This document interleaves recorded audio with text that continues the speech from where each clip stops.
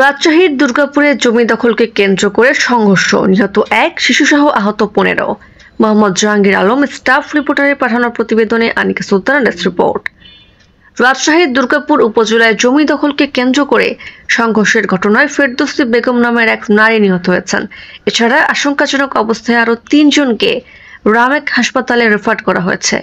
এ ঘটনায় শিশুসহ প্রায় 15 জন আহত হয়েছেন। আহতরা হলেন একই গ্রামের পচা মণ্ডলের ছেলে জব্বার আলম, জেহেরের ছেলে সাইদুর রহমান, আতাউর রহমানের ছেলে জিন্নাত, আকবর আলীর মেয়ে জেসমিন, আবুল কালাম ও তার ছেলে সাকিব আহত হয়েছেন।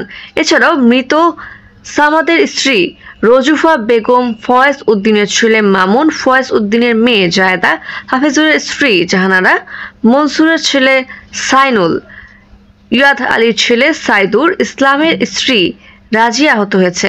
শনিবার 22 ফেব্রুয়ারি সকালে উপজেলার দেলুয়াবাড়ি ইউনিয়নের তিয়রকুড়ি এলাকায় এই সংঘর্ষের ঘটনা ঘটে। স্থানীয়রা জানান, দীর্ঘদিন ধরে জমি নিয়ে দুপক্ষের মধ্যে দ্বন্দ্ব চলে আসছিল।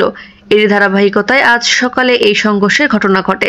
বিষয়টি নিশ্চিত করে দুর্গাপুর থানায় অফিসার ইনচার্জ ওসি দুরুল হোদা জানান, এই ঘটনায় একজন নারী নিহত হয়েছে। হামলায় জড়িত থাকার অভিযোগে বেশ কয়েকজনকে আটক করা হয়েছে। পরবর্তীতে তদন্ত করে প্রয়োজনীয় ব্যবস্থা নেওয়া হবে বলেও জানান ওসি। আনিকা সুলতানা, দৈনিক আলো সকাল, অনলাইন মিডিয়া, সুনামগঞ্জ।